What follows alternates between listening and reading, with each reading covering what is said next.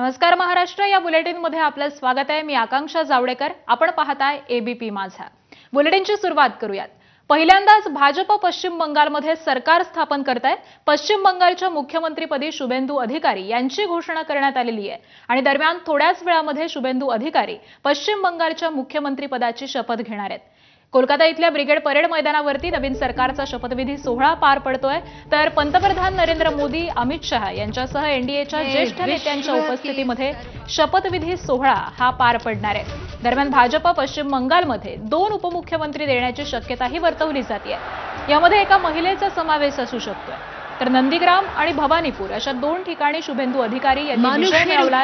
शुभेंदू यांनी भवानीपूरमधून माजी मुख्यमंत्री ममता बॅनर्जी यांचा पराभव केलेला आहे आणि त्यांनी 2021 मध्ये देखील ममता बॅनर्जी यांचा पराभव केलेला होता। आणि त्यानंतर आज मुख्यमंत्री म्हणून शुभेंदू अधिकारी हे शपथ घेणार आहेत। कोलकातामधली ही दृश्य आपण पाहतोय। पंतप्रधान नरेंद्र मोदी हे या शपथविधी सोहळ्यासाठी दाखल झालेले आहेत। मोठ्या प्रमाणावरती भाजपचे कार्यकर्ते, पदाधिकारी, त्याचबरोबर सगळ्या राज्यांमधले मुख्यमंत्री, उपमुख्यमंत्री हे या शपथविधी सोहळ्यासाठी दाखल झालेले आहेत आणि पंतप्रधान नरेंद्र मोदी हे देखील पोहोचल्याचं दिसतंय। कोलकात्यामधली ब्रिगेड मैदानामधली ही दृश्य आपण पाहतोय आणि याच सगळ्या संदर्भामध्ये आपण अधिक चर्चा करूयात। आमचे प्रतिनिधी रजत वशिष्ठ सध्या आपल्या सोबत आहेत। रजत, खरं तर पश्चिम बंगालमध्ये भाजपला अभूतपूर्व असं यश मिळालेलं आहे आणि त्यानंतर आज शपथविधी सोहळा आहे। निश्चितच आकांक्षा, अभूतपूर्व यश आहे आणि भाजपसाठी हा एक ऐतिहासिक दिवस आहे, ऐतिहासिक विजय आहे। कारण अनेक वर्षांचा संघर्ष भाजप कार्यकर्त्यांनी त्या ठिकाणी केलेला आहे। काल गृहमंत्री अमित शहा यांनी पण त्यांच्या भाषणात उल्लेख केलेला होता की गेल्या काही वर्षामध्ये 321 भाजप कार्यकर्त्यांचा त्या ठिकाणी राजकीय संघर्षामध्ये मृत्यू झालेला आहे। त्यामुळे भाजपच्या कार्यकर्त्यांनी एका प्रकारचा बलिदान त्या ठिकाणी दिला आणि त्यानंतर भाजपला एक राजकीय पक्ष म्हणून आजचा दिवस पाहायला मिळत आहे। त्यामुळे पंतप्रधान नरेंद्र मोदी साधारणपणे प्रत्येक राज्यामध्ये जे महत्त्वाचे राज्य आहे तिथे मुख्यमंत्र्यांच्या शपथविधीमध्ये पोहोचतात।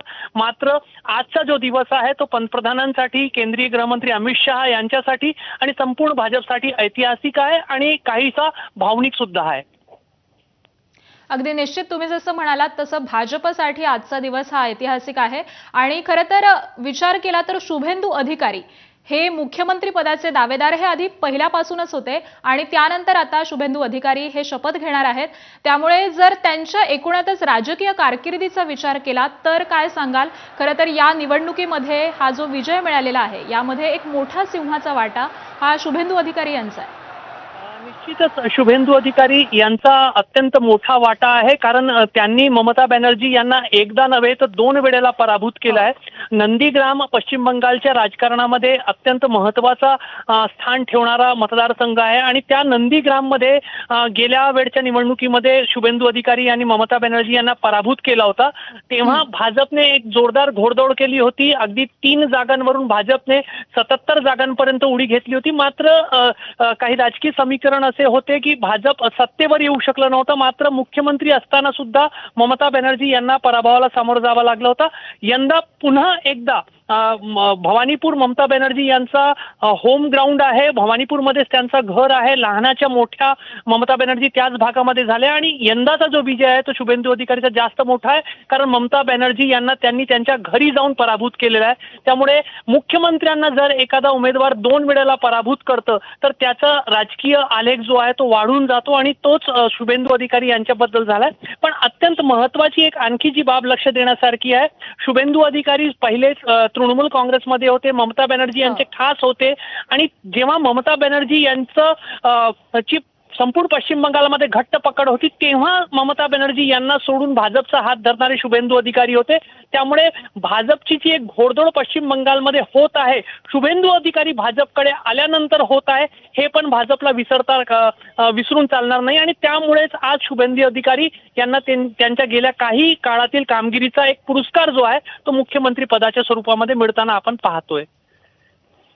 नक्कीच बरोबर आहे। त्यामुळे ही दृश्य आपण पाहतोय कोलकात्यामध्ये। आता पंतप्रधान नरेंद्र मोदी हे भाजप सरकारच्या शपथविधी सोहळ्यासाठी पोहोचलेले आहेत। मोठ्या संख्येने कार्यकर्ते इथे उपस्थित आहेत आणि पंतप्रधान नरेंद्र मोदी यांच्या सोबतच आपण या गाडीमध्ये पाहतोय शुभेंदू अधिकारी की जे आज मुख्यमंत्री पदाची शपथ घेणार आहेत, या संपूर्ण यशामध्ये ज्यांचा सिंहाचा वाटा आहे असे शुभेंदू अधिकारी हे देखील पंतप्रधान नरेंद्र मोदी यांच्या सोबत आपल्याला दिसतात आणि पंतप्रधान नरेंद्र मोदी हे जमलेल्या सगळ्याच कार्यकर्त्यांना हात दाखवत अभिवादन करताना आपल्याला दिसून येत आहेत. अगदी काहीच वेळामध्ये शुभेंदू अधिकारी आणि त्याचबरोबर इतरही महत्त्वाचे नेते हे आज या सरकारमधला शपथविधी सोहळ्यासाठी एकत्र जमलेले आहेत आणि त्यांचा शपथविधी सोहळा अगदी काहीच वेळामध्ये सुरू होतोय. तर शुभेंदू अधिकारींच्या नव्या सरकारमधील संभाव्य मंत्र्यांची नावं ही देखील आता हाती आलेली आहेत आणि यामध्ये अग्निमित्रा पॉल, रूपा गांगुली मंत्रिपदाची शपथ घेण्याची शक्यता वर्तवली जाते.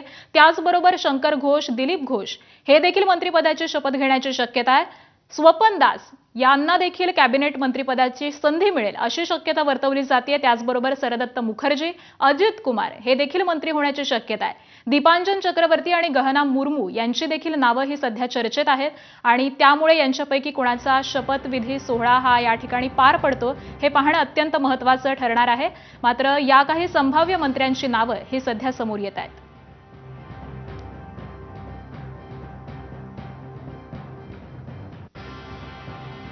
अगदी काहीच वेळामध्ये या शपथविधी सोहळ्याला सुरुवात होणार आहे. त्या आधीची दृश्य आपण पाहतोय. अनेक महत्त्वाच्या राज्यांचे मुख्यमंत्री, उपमुख्यमंत्री हे पोहोचलेले आहेत आणि ही स्टेजवरची दृश्य आपण पाहतोय. महाराष्ट्र राज्याचे मुख्यमंत्री देवेंद्र फडणवीस, त्याचबरोबर उपमुख्यमंत्री सुनेत्रा पवार आणि एकनाथ शिंदे हे देखील या शपथविधी सोहळ्यासाठी उपस्थित असल्याचं दिसतंय. त्याचबरोबर भाजप शासित, एनडीए शासित सगळ्याच राज्यांचे मुख्यमंत्री, उपमुख्यमंत्री, महत्त्वाचे नेते, मंत्री हे सगळेच जण या शपथविधी सोहळ्यासाठी आज कोलकात्यामध्ये असल्याचं आपल्याला दिसतंय. कारण अभूतपूर्व असं यश पश्चिम बंगालमध्ये पहिल्यांदाच भाजपला मिळालेलं आहे आणि आज भाजपचा पहिला मुख्यमंत्री म्हणून शुभेंदू अधिकारी हे शपथ घेणार आहेत आणि तीच ही दृश्य आपण पाहतोय. पंतप्रधान नरेंद्र मोदी यांची शुभेंदू अधिकारी यांच्याबरोबर ते आता अगदी काहीच वेळामध्ये ज्या ठिकाणी हा शपथविधी सोहळा पार पडणार आहे या मंचावरती उपस्थित होतील. आणि दरम्यान आपण शुभेंदू अधिकारी यांच्या शपथविधीला कोण कोण उपस्थित राहिलेला आहे त्यावरती देखील एक नजर टाकूयात. तर पंतप्रधान नरेंद्र मोदी हे देखील दिसतात आपल्याला. त्याचबरोबर स्टेजवरती केंद्रीय गृहमंत्री अमित शहा, केंद्रीय आरोग्य मंत्री जे.पी. नड्डा हे देखील पोहोचलेले आहेत.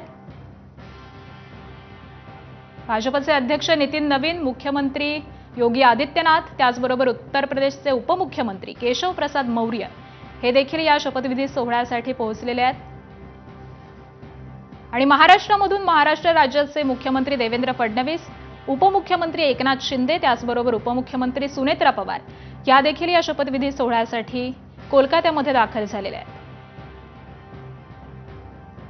अगदी काहीच वेळामध्ये या शपथविधी सोहळ्याला सुरुवात होणार आहे आणि तत्पूर्वीची दृश्य आपण पाहतोय. पंतप्रधान नरेंद्र मोदी दाखल झालेले आहेत. अगदी काहीच वेळामध्ये भाजपचे पहिले मुख्यमंत्री म्हणून शुभेंदू अधिकारी हे शपथ घेतील. खरं तर अभूतपूर्व असं यश पश्चिम बंगालमध्ये यंदा भाजपला मिळालेलं आहे. एकतर्फी विजय मिळालेला आहे आणि याच अनुषंगानं आजचा हा दिवस भाजपसाठी ऐतिहासिक ठरतोय. कारण पहिल्यांदाच भाजपनं पश्चिम बंगालमध्ये सत्ता राखलेली आहे. ममता बॅनर्जी यांची सत्ता उलथवून टाकण्यामध्ये पश्चिम बंगालमध्ये भाजपला एक मोठं यश मिळालेलं आहे आणि त्याचमुळे आजचा दिवस हा भाजपसाठी अतिशय महत्त्वाचा आणि अतिशय ऐतिहासिक असाच ठरतोय. आणि त्याच अनुषंगाने आपण पाहतोय मोठ्या संख्येने कार्यकर्ते हे या ठिकाणी जमा झालेले आहेत हा ऐतिहासिक क्षण अनुभवण्यासाठी. ज्या पद्धतीनं पंतप्रधान नरेंद्र मोदी असतील, केंद्रामधील महत्त्वाचे नेते असतील, राज्यातील महत्त्वाचे नेते असतील हे उपस्थित आहेत, त्याच पद्धतीनं पश्चिम बंगालमधील सामान्य कार्यकर्ता हा देखील या ठिकाणी उपस्थित असल्याचं आपल्याला दिसतंय आणि अगदी काहीच वेळामध्ये या शपथविधी सोहळ्याला सुरुवात होईल.